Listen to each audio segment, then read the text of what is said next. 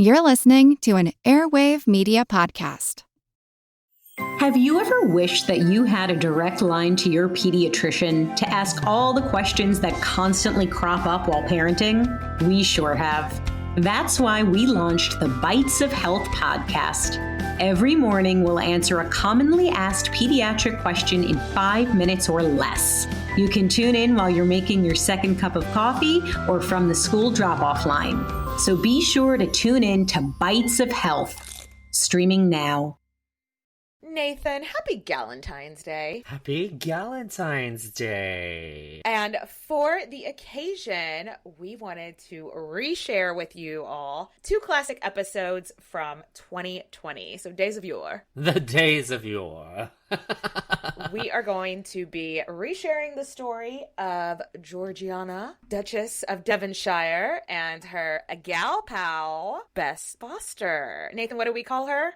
Yasbas, my distant relative. Yeah, so we hope you'll like these episodes and let us know what you think. Were they besties or were they more? Wink. Ooh, tune in to find out. Yeah, cheers, bitches. Oh, and in case you don't know, we curse, so you've been warned. Cheers. Hi, this is Katie. And this is Nathan. And you're listening to Queen's Podcast, the show about women in history. Nathan! Katie! How's it going? It's going pretty good. I am reading about women in history, sipping a cocktail, and talking to you. What else could I want? Yes, I like the answer. Good answer. How are you? Good. Enjoying this delicious cocktail that we're having Oh today. my gosh, this is really nice. Yeah, I really like this one. I accidentally put mine in the freezer because I made it earlier and I was like, oh, surely it won't freeze.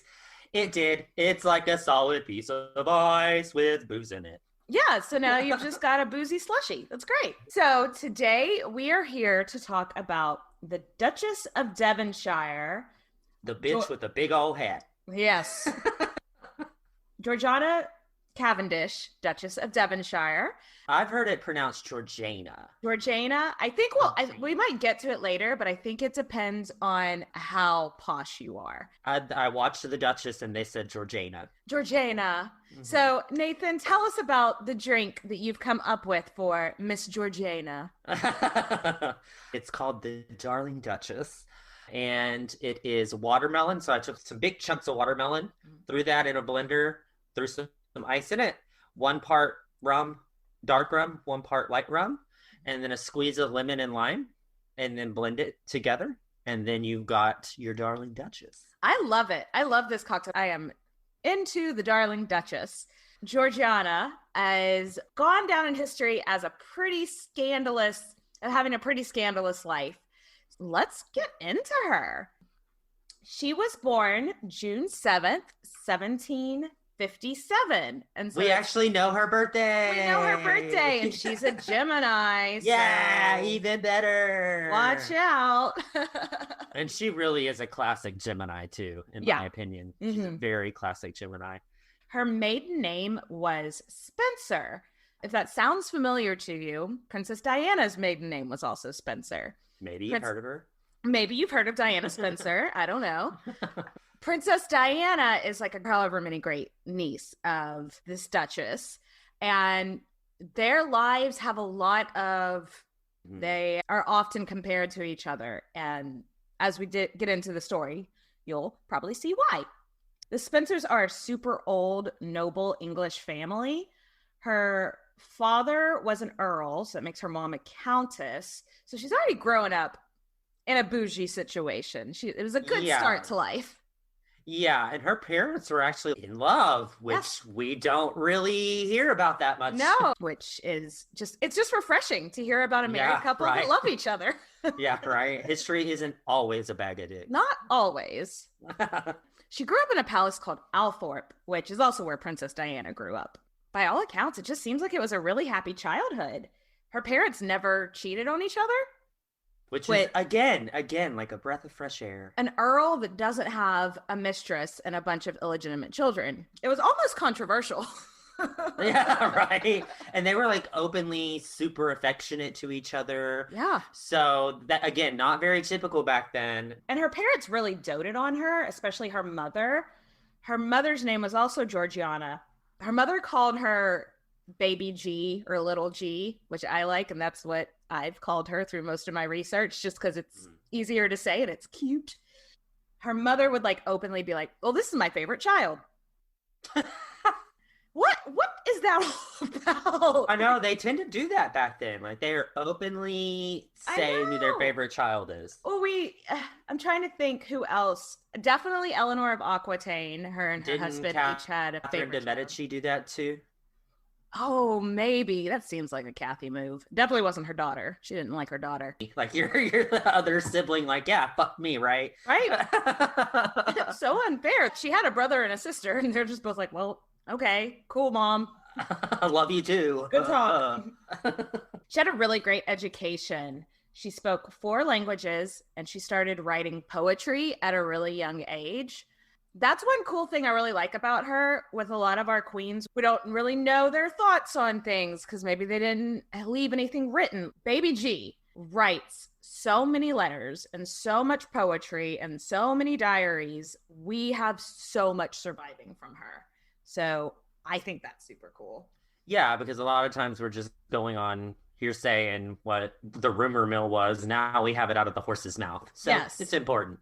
And though there still will be plenty of rumors about her, don't worry. Yeah, no, yeah, that does not mean she's immune from rumors. Her parents were big patrons of the arts. They would host plays and operas at their house.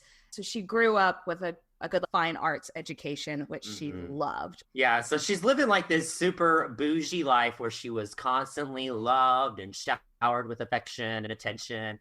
So she develops this need to be constantly showered with attention and positive affirmation. Like to the point where it's unhealthy. Yeah, it's definitely not normal. Look, I get it. I love attention and positive affection as well. You? I don't know if you know this about me, but I'm needy. But our girl Baby G took it to a whole different level. It just became, she needed it to function. She needed attention and positive feedback to do anything. Yeah. Basically, her parents were the air for her lungs. Yes. The air that she breathed. And that's probably why she was such a good student, because she knew that her parents would praise her for it. The rest of her childhood is pretty normal. So we're going to kind of fast forward a little bit and introduce the Duke of Devonshire. Devonshire. However, Devonshire? Fuck that dude. Fuck that dude. That's literally in the dictionary when you look up the Duke of Devonshire, it says fuck that dude.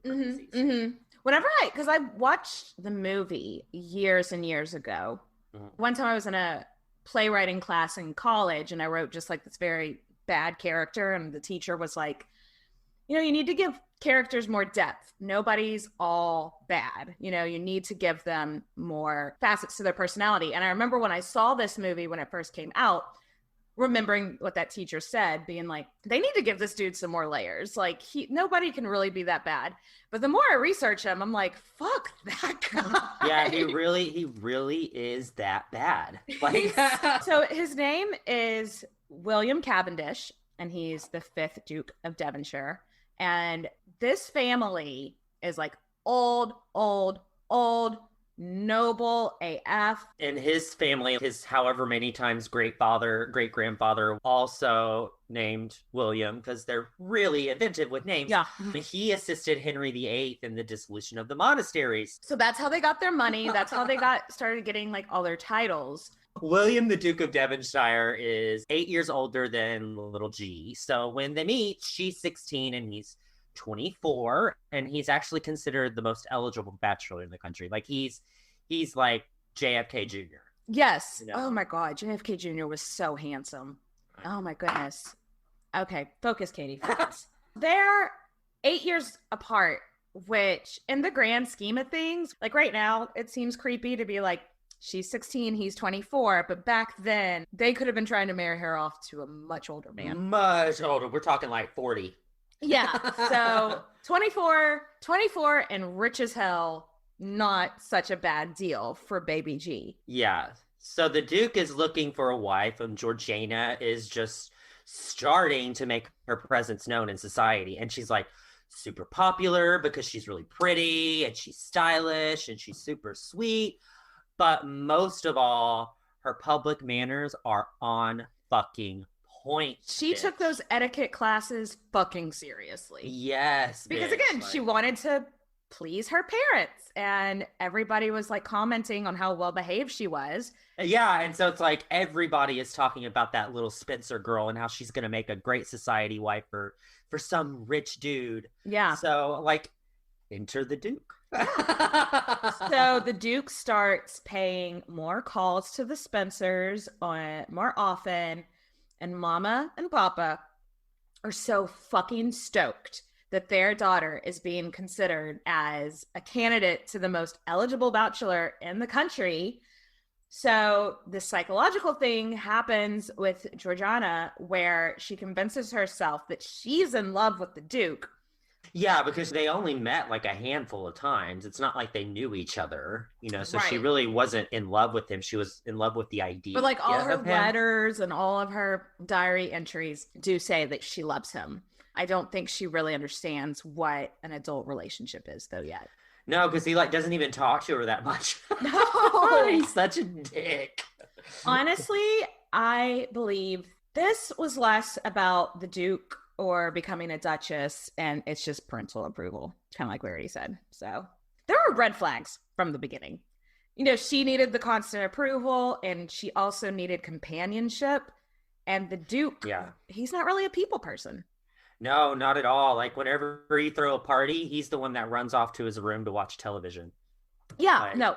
Later on, his daughter in her like older years wrote in her diary that, well, when I go to visit Dad, I have to bring my dogs because that seems to be the only thing he'll talk to me about.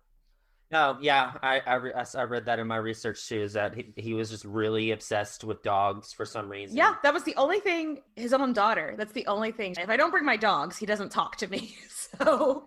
He just was not. And they were also brought up so differently, where G's family is like loving and a close-knit family.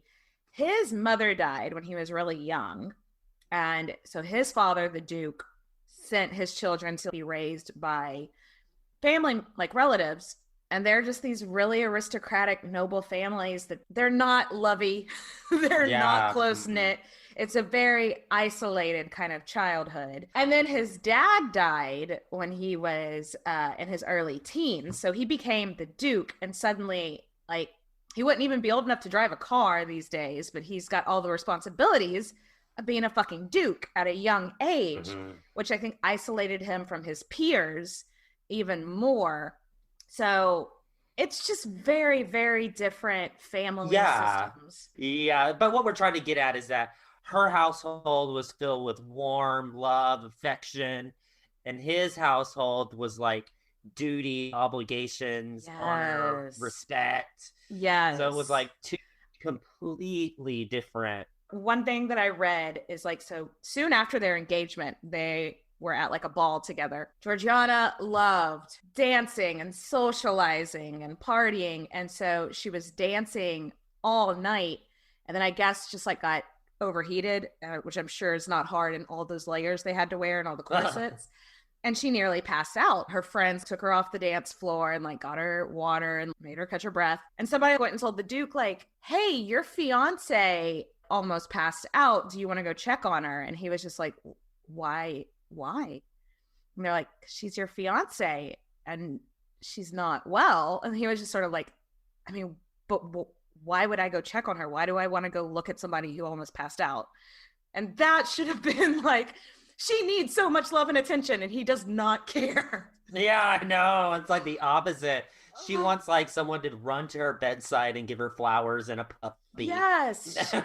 She, in her mind, how that would have went is, because who knows, maybe she almost passed out for a cry for attention from him, you know, like, in her mind, she wants somebody to rush over and be like, are you okay? What can I get you? Oh my God, my life would be meaningless if you passed out or whatever. Needless to say, their engagement was a huge fucking deal. Mhm. It was like the society section in the London newspapers at the time all knew about it, were all talking about it, and they could not get enough of this fresh new couple. Like, they're young, she's super fashionable and beautiful from a good family. He just happens to be the most eligible bachelor in the country. Yes. For A-list. They would be all over ye old TMZ. Ye old TMZ was all fucking over it. So Duke William is completely indifferent about all this, but obviously Georgiana is loving the fucking attention. Oh and my God. She's just like, I could just imagine her every morning, like running down to get the newspaper to be like, what did they write about me? What did they write about me? You know? Oh, totally. This is going to be a theme if you haven't figured that out yet. So the two are married on G's 17th birthday in a small and private ceremony. And Georgiana had noticed how, Duke Willie's distant demeanor had been getting bad, but her dad was kind of the same way in public. Mhm. I mean, he was like kind of a little standoffish, but then once you get him home, he's a little warmer and friendlier. So she's thinking, hey, I don't know the Duke that well. Once we live together, he's gonna open up to me like Dad does whenever he's at home and chills, and I'm gonna make him love me. I'm gonna make him love me. Oh baby, no you won't. No you won't. Gee, you in danger, girl. Hello, everyone. You may recognize me as Gabby from the History of Everything podcast. And my name is Brenna, and you don't recognize me from anything yet. Together, we're two scientists who explore all of the weird little questions and conspiracies of the universe in our new podcast, Mystery of Everything. Everything has an explanation. We hope. But that is what we're here to figure out. We will dive into the science behind many popular conspiracy theories, such as vaccines causing autism, flat earth theory, and was the moon landing fake? And if so, why the heck would anyone even do that? But it's not just conspiracies. There's a lot of cool mysteries that we will attempt to use science to explain, such as near-death experiences, what made the Vikings go berserk, and can I control my co-host with MK Ultra? Wait, what? Anyway, make sure to check out the Mystery of Everything podcast everywhere where you find your podcasts. The wedding was so over publicized, and it was just like, it was like a royal wedding. Like, you know how people line up and just fanfare? It was like getting that kind of hype. So they ended up telling the newspapers, oh, they're getting married on June 9th. But then they got married on 2 days earlier on June 7th so that they could have a private ceremony. Yeah, there was only 8 people in attendance, her immediate family and his immediate family. It was on her 17th birthday. I don't know why that just seems weird getting married on your birthday, but whatever. They avoided the media frenzy. Very sneaky. So if Georgiana and her family were thinking that this marriage was just going to like solve the personality divide between these two, they were fucking wrong. Wrong. 3 days after their wedding, they were to be presented to the king and queen as members of high nobility. And that's King George III, if you're paying attention. AKA the white guy from Hamilton. Yes. And his wife, Queen Charlotte. So first of all, they were like 3 hours late because the Duke was off hunting with his friends and he didn't really want to go. But G wasn't letting that bother her. She wore the dress, she wore to her wedding. And one newspaper wrote that there was more people there to see the newly married couple than had been in attendance of the king's last birthday party. King got a little pissed off. That's like the level of popular she was. Like people were just so obsessed with this young, good-looking, rich, new. One newspaper noted that the Duchess looks stunning and beautiful and perfect, and the Duke looks bored. Wow. Yeah. Because he was so bored. He hated this shit. He hated all like being presented at court and like all the attention. He was just sort of like, what's the big deal? Why do people want to see us? He did not get it. It was 100% G's jam. She was loving it. Loving every second of it. Yeah, she's meant to be a duchess. He's not meant to be a duke at all. So soon after the marriage, G and the Duke head off to the Duke's country house. And this place is called Chatsworth House. Oh, it's so gorgeous. Yeah, I please looked stop what you're doing and Google. It is beautiful. So G's parents came along, and the Duke's 2 brothers and 1 sister came along with them. While there, the Duchess of a Great Manor is expected to like fulfill those like courtly duties, Yeah. And G was not really prepared for that. There was this one thing, like some people showed up one morning and the Duke had went hunting with his bros.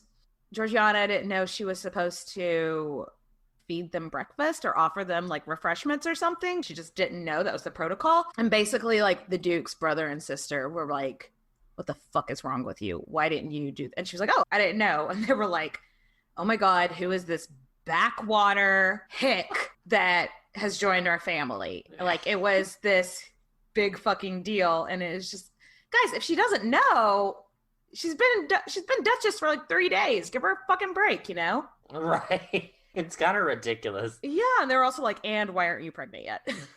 Yeah, it's like it's been 3 fucking days. Give I us might the be time. pregnant. I don't know. How could I know? Right after the breakfast debacle, her parents left Chatsworth like 2 mornings later without telling her. And so, of course, little baby G is just thinking that she has embarrassed her family so bad with the breakfast debacle that they've like abandoned her. She was so needy. And she was so fucking miserable for days and just like gripped with anxiety and just, oh my God, I've upset my parents. But really, sadly, what it is her mom had suffered a miscarriage. They didn't want to tell her that that's why they were leaving because they didn't want to stress her out more than she was already stressed out. But then by leaving without telling her, it stressed her out.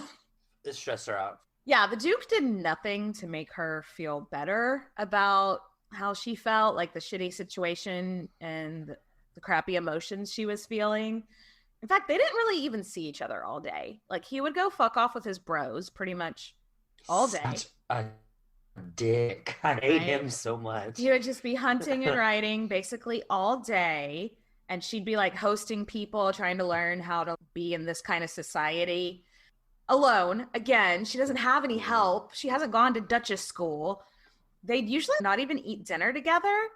And they had separate rooms, but every night he would come to her room for a fuck because he's got to get those airs. That's like the one thing that's he's like, no, you are here to make me my babies. We gotta, let's get on this. Yeah, it sounds really lonely, honestly. That sounds really lonely. I know.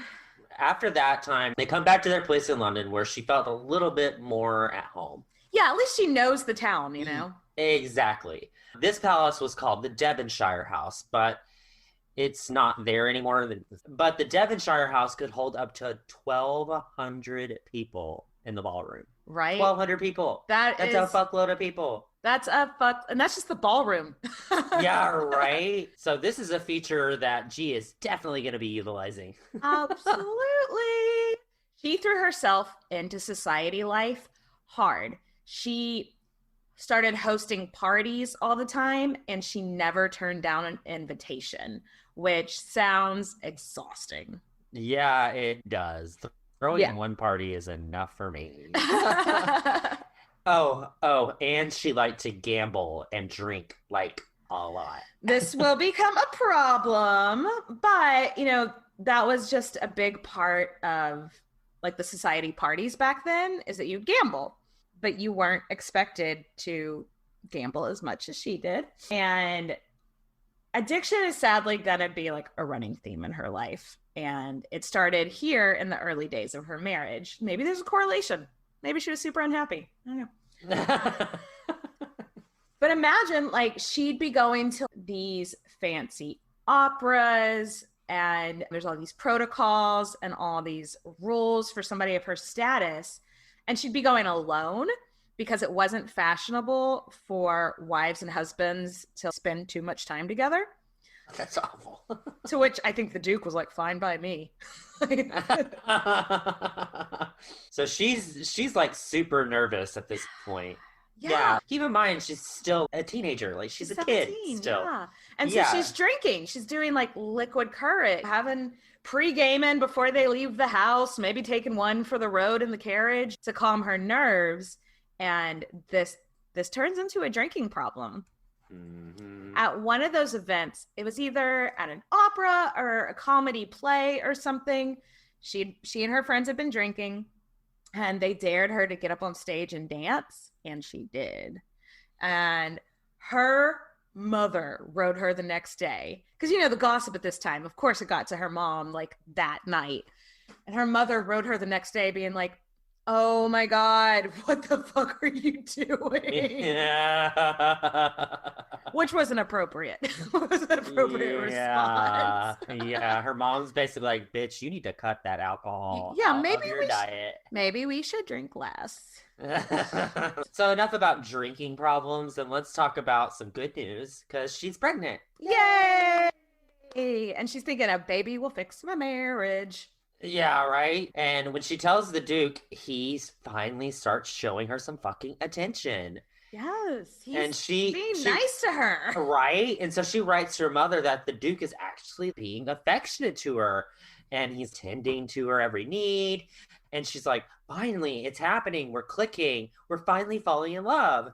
I mean, it's still pretty early on in their marriage, so she still has some hope, which is kind of adorable.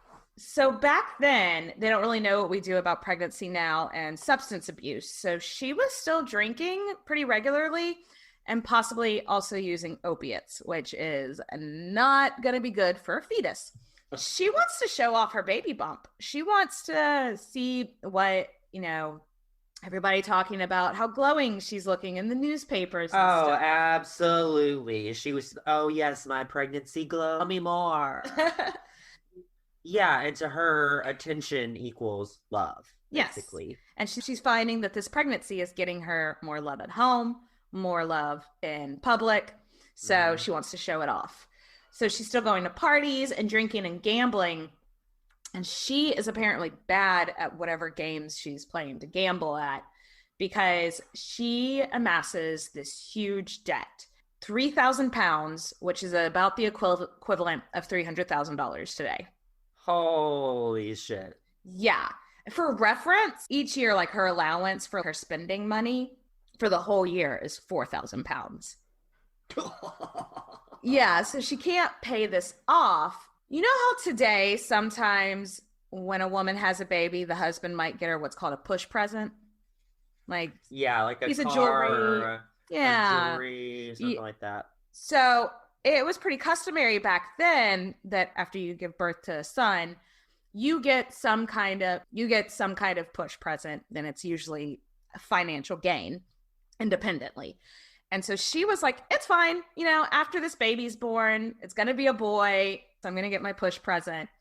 I'm going to be able to pay this off." But sadly, she miscarries. Yeah. It's so sad because the Duke blames her. He says two really, really mean things. He says, straight out was like, "Well, you're partying so much. What did you expect?" And then he suggests that she miscarried out of spite. Ouch. So he was like, "Well, you were partying so much and going out so much and exhausting yourself. It almost makes me think that you were doing this just to spite me." Yeah, so that second thing is awful. The first thing about her partying too much, in hindsight, he might be right. Is accurate. Yeah. Mm-hmm. Her drinking and partying too much really did not help. But you don't say that she did it intentionally, because her whole job is wanting to have an heir. Like, right? That's the whole point. Why would she do it intentionally? Like, when I read that, I was just like, suck my dick, Duke. Like, fuck you. And even the newspapers pick up on it and start blaming her for partying too much. And so now she's like super in debt, and that push present ain't coming anytime soon, honey. So she has to go to her parents and ask for a loan, which is mortifying. Oh, I bet. And her parents are like, "How the fuck do you owe 3,000 pounds?" And she's just like, "I'm just a little gambling here or there." And for the rest of her life, her mother would write to her And like every letter her mother wrote her, are you still gambling? Because this is a problem for you. Maybe don't do that anymore. And so they agree to give her the loan, but then they're like, what? Why isn't the Duke helping you out? And she's like, yeah, if we could not tell William, that would be great. And her parents are like, gee, I don't fucking know about this. Which, I mean, to be fair, in a marriage, you should be open and honest about the financial problems you put the family in. So I kind of get that, but she wasn't expecting it, and they snitched on her. They told the Duke. Snitches get stitches. I know, but I kind of see where they're coming from as well. Yeah. So the Duke pays them back immediately and then doesn't talk to G for like a week or something. Ooh, the silent treatment. I hate the silent treatment so bad. That is I would rather have a knockdown, drag out fight than have somebody give me the silent treatment. I just cannot stomach that. Like, it gives me such anxiety for someone not to just fucking tell me what you're thinking. Tell me how you're feeling. Please never give me the silent treatment, Nathan. Yes, I won't. So needless to say, it's a really dark period for our girl. But then, perfectly timed to add insult to injury, she's informed that a child is joining the household. It's a little girl named Charlotte that's going to be playing family with them, basically. Oh my gosh. So the Duke had a longtime mistress, also named Charlotte, and she had suddenly passed away. Charlotte, that is. This is a mistress that Georgiana had kind of suspected at the time, but she really didn't have any evidence until there was a baby. And she's like, well, I guess my suspicions were right. So she ends up raising this kid as her own, basically. Why don't we take a quick break, and then we'll come back and see how G handles this new role of being a stepmom.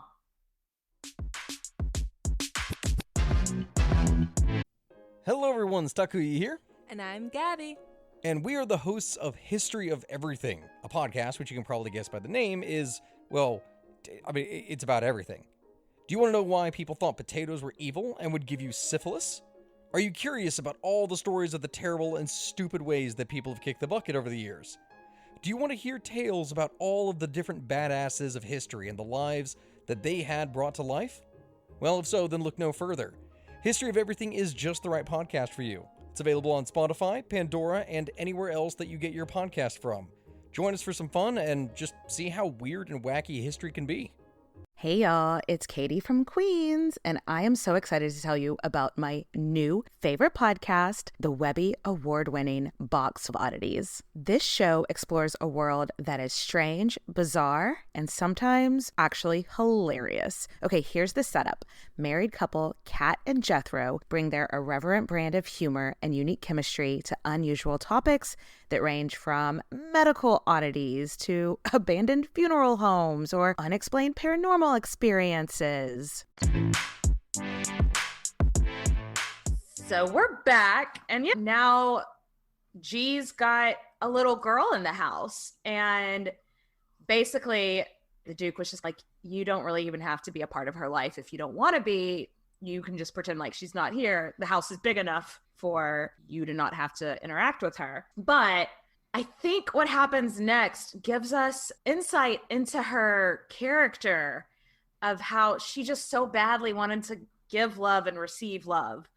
So bad, because she just completely accepts this little girl. She hands-on raises her, makes sure that she gets an education, makes sure that she feels loved and secure in her new home. I mean, her mother just died. Yeah, right? And I don't think the Duke is going to be very doting on this little girl either. Mm-mm. So I just think that's really cool that she was just like, no, I'm not going to have this little girl feel as alone as I do. Yeah, and so G ends up writing her mom and being like, OMG, she's just like the cutest little girl in the world, and she's so like sweet and she's well-mannered. And her mother is actually embarrassed for her and is like, OMG, please don't tell anybody. Don't tell anyone else. And I don't think the Duke and Duchess just went around telling everyone about Charlotte and how she ended up here, but they also didn't appear to like try to hide her. It wasn't a secret. Yeah. And I just love that G was like, nope, you're a part of the family now, and like really embraced her. For sure. So G's recovered from her miscarriage, and she's also recovered from the shock of her stepdaughter. Yeah. So what's next? She goes back into society, and she goes back into it hard. She becomes an absolute fashion icon. We cannot talk about the Duchess of Devonshire without talking about her fashion, like her impact in the world of fashion at this time. Oh, hell yeah. Like, please do yourself a favor and Google her and look at the Wikipedia picture. She's wearing a big old hat. That is a big ass fucking that hat. It like, I don't know how it's staying on her big ass wig either. Like, it's so much hat and so much hair. I don't know. She's got a big old fucking bird on it. I mean, if you think the big hair of the 80s was over the top, they got nothing on these bitches. Bigger the hair, closer to God. Well, then Georgiana was a fucking saint. Like, big hairstyles were in fashion, but she just took it to the next level. And she would wear these 3-foot tall wigs. Yes, Gaga. So in her carriage going to the opera, she would have to sit on the floor of the carriage. Oh my God, that is a little excessive. Because if she sat on the chairs, her hair would get messed up because it would hit the top. But bitch is turning heads. Bitch is turning heads everywhere she goes. She's turning heads, but the heads are turning very slowly because they can't move that fast with 3 foot and like 20 pounds of shit on their head. Whatever hairstyle she was doing, the next day, everyone was copying it. Oh, yeah. Oh, yeah. It was basically like Regina George in Mean Girls. Yes. It was very, like she had the holes in her shirt to show her bra, and then everybody. Yes, it was very much like that. That was basically what people were saying about the Duchess of Devonshire. Like, I wore a nest in my hair because I saw the Duchess wearing a nest in her hair. She started wearing the ostrich feathers in her hair, but they were like from this really rare ostrich or something. It became an absolute like panic, the women in society trying to get these ostrich feathers to wear in their hair. And they would literally be paying a year's worth of salary to get these ostrich feathers. And it got so competitive that the queen actually banned ostrich feathers from the palace. It was called the Feather Headdress Affair. Wow. Wow. So during this time of being the height of fashion, she actually strikes up a friendship with none other than Marie Antoinette, you know, like you do. As one does. So the Devonshires took a trip to Versailles one summer, and the two met and just like bonded immediately. I mean, they did have a lot in common. Like, Marie's marriage was probably slightly happier than G's, but not much at all. Yeah. And they both had fertility issues. They both took up lots of real estate, newspapers, gossip columns. They both like drinking and gambling and obviously fashion. Strangely enough, at this time when Georgina and Marie were becoming friends, France and England was about a war. So G is like, well, I need to do something to drum up patriotic support. So she mimics this outfit that's a soldier's outfit, but like military, but make it fashion for women. Is basic. And so she would go to the military bases and wear that and just try to like raise the morale of the troops. So the Duke goes to live like at these army camps where there's the men that he's supposed to lead. She really thought it was important to show her support of her husband and the cause. So she goes as well. It wasn't common for women to join. It also wasn't unheard of either. I mean, we talked about Agrippina. Yeah. Agrippina did that forever ago. Yeah. But the Duke is honestly annoyed that she's here. Like, well, because he feels like she's drawing the attention from what really matters, training his troops and the war, and instead is making it all about fashion and parties, you know. To him, he's just like, why is she here? Yeah. Like, I just think she was like super defeated and pretty much just like runs with her tail between her legs back to Devonshire. Yeah, like she's just like, okay, I get your message loud and clear. I'll leave. And I hate that. Like, I just hate that for her. I hate a lot of things in this story for her. And soon after she gets back to Devonshire, she finds out that she's pregnant, but she suffers another miscarriage. Yeah. So things are bad for G right now. I think at this point she may have developed an eating disorder because the papers started noting her fluctuation in weight. So giving me very Princess Diana, Empress Sisi vibes here. Yes, sure. that definitely, I definitely see so much parallels. Like, we've never studied Princess Diana, but she's such a big part of pop culture that it's hard not to know a lot about her life. And we know that she was in a marriage with a man who didn't love her very much. And then she became more famous than him. And the pressure of it made her develop an eating disorder to stay beautiful and need attention from and need approval from everybody. Her mom would write letters being like, I'm worried about you. Because one day she would like eat everything in sight. And then she wouldn't barely eat for like 3 weeks. I know. So it's during this time that she meets a man named Charles James Fox. And they're like distant cousins. And Fox is the leader of the Whig Party. So he would be instrumental in much of Georgiana's upcoming life, and she became really interested in politics at this point, specifically the cause of the Whig Party, which was that they were against the absolute monarchy and they were more for a constitution, more rights for the people. Can't do that. And they were the ones, because a lot of people we don't really learn this in American history when we learn about the Revolutionary War. There were a lot of people in England that were for, like, just let the Americas go. They want to be separate, let them be separate. The Whig Party was like, no, if they want to be separate, let them be separate. It's fine. We got India or whatever. Yeah, they even had the Whig Party here in the United States. They did, yeah, for a short time.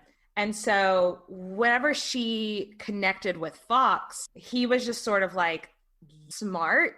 You're funny, you're popular, people like hearing you talk, people are interested in what you have to say. And she's like, please tell me more. Please tell me more. Yeah. And he's like, you are so much more than a hairstyle. You could be doing so much good for this country if you just kind of refocused. And she needed that. Yeah. He's basically showering her with the affection that she hasn't gotten from her husband. Yeah. He's telling her you can be more than just like what shows up in the society papers about you. And I just feel like no one's ever like praised her for her intellect. Yeah, because she really hits the ground running with the politics thing. And at this point, there wouldn't have been a lot of women in politics. So it's pretty fucking cool that she's doing that.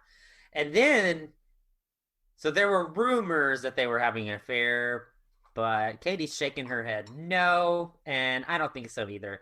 No. It was just gossip. It was just rumors. They were just close. There was somebody giving her attention. It was somebody being nice to her, and so she was... Exactly. And we see this a lot in her life, and there were too many instances for us to fit all of them, besides the big ones, into like our discussion of her. But whenever she decided someone was her friend and in her inner circle, she was ride or fucking die. Oh, yeah. You absolutely are in her inner circle. You are her soulmate, and she is going to praise you and always be there for you. She's the best friend anyone could ever ask for. That's why I think people were like, they're really close. And it's like, well, no, that's how she is with everybody. That's how she treats everybody that she's close with. Yeah. Yeah. So I don't think they were fucking at all. And also, I don't think she's dumb enough to start having an affair before she's had. You have the affair after the air. True, so true. But I mean, like, really, the Duke never even fucking noticed. He's so aloof and just like. So her confidence is up, and around this time, this novel comes out titled The Sylph. And so it's published, quote unquote, anonymously. By the author's name was given as a young lady. I think we know someone who likes to write poetry a lot, who is really well versed. I had to look up what sylph meant. It's two things. One, it's like a type of hummingbird. And the other one is like something from like mythology, kind of like a ghost. I assume it's more from that because she had a classical education. It's about a girl who's plucked from obscurity to marry a rich and powerful man. And it's an unhappy marriage, and he cheats on her a lot, and it's about her struggles in society.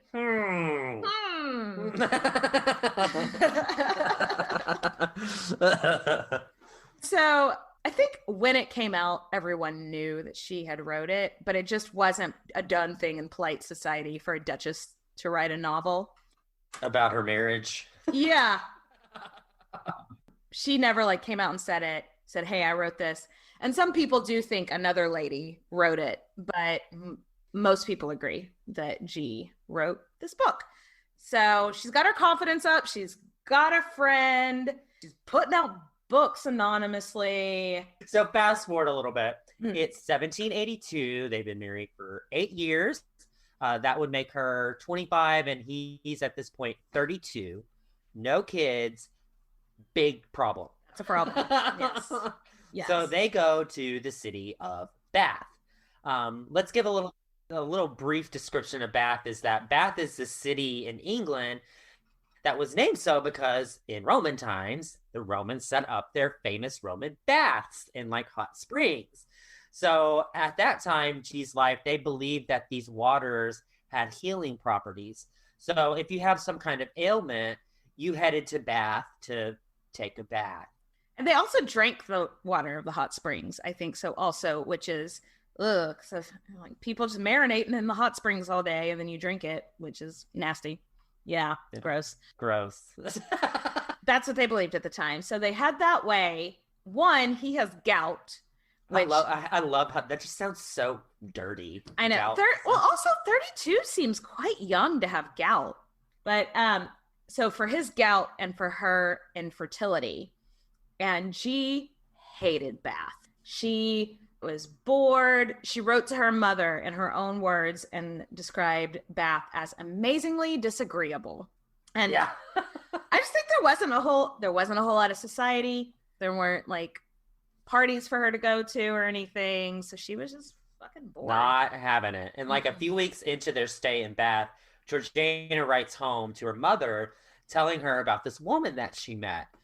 And she is the Lady Elizabeth Foster, like my great aunt by marriage. Yes. If you're not a Patreon supporter, you might not know Nathan is related to the Lady Elizabeth Foster. So that means by like marriage 2 times, I'm related to Princess Diana. That's cool. I don't think it is, Nathan. I'm gonna strut on into Buckingham Palace and be like, "This is my fucking place." Okay. So a quick word about Lady Foster. She was in a very unhappy marriage. We're not going to hold that against my uncle with an Irish lord. They were just very badly matched. So she ended up leaving him. But the father at this point, back in the day, the father had the rights to the children. Mm-hmm. Which, interesting side note, in separations and divorce laws at the time, the husband was still legally required to give his wife money to live off unless they could prove that she was being unfaithful. Yeah. And her asshole husband was not sending her any money, and it doesn't appear she was pushing for the matter too much at all. So this like leads me to believe that infidelity had been part of their separation because she wasn't asking for the money. Yeah. I think she had definitely got caught cheating on her husband. Yeah, and I mean he cheated on her.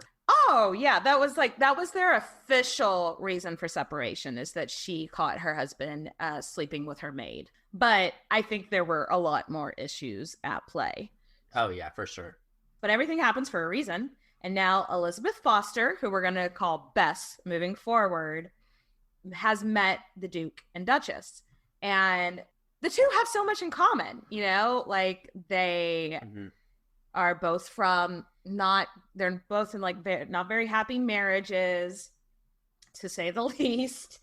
And G has a new best friend. She just feels like she has found a kindred spirit in Bess. We can debate it later in the next episode if we think that Bess feels the same way towards her, or if she just really likes having a powerful and rich friend. But Bess definitely reciprocated that emotion. Like, she made Georgiana feel like she was wanted, like she was needed. Like, I don't know if she felt the same way, but she made G think she felt the same way, definitely. Yes. So she's finally found someone that's as needy for friendship as she is, and they click immediately. Bonus, the Duke likes her too. Like, usually the Duke cannot stand her friends. This one, he's like, well, why don't you invite the Lady Elizabeth Foster around? She's nice, she's entertaining. And so she's like, oh my God, I've found a friend that gets me, and the Duke doesn't hate her. She is just like, this is perfect, right? Wrong. So that's where we're going to leave this episode. We'll be back to discuss the rest of the Duchess's life. It can only go up from here, right? Yeah. Okay. You haven't been listening to Quate's podcast very long, have you? All right. Cheers, Nathan. Cheers, bitches. So thanks for listening. If there's something you want to hear, just hit us up. You can email us at queenshistorypodcast@gmail.com. Thanks, guys, for listening. Cheers. Bye, girl. Clink, clink. Mwah.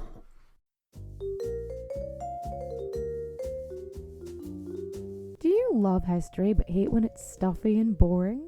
Well, look no further and join me, Katie Charlwood, your friendly neighbourhood social scientist and reader of books, as I delve into unsolved historical mysteries, murders by gaslight, and of course, women who have been misrepresented through all time. On Who Did What Now, the history podcast that's not your history class. Listen wherever you get your podcasts.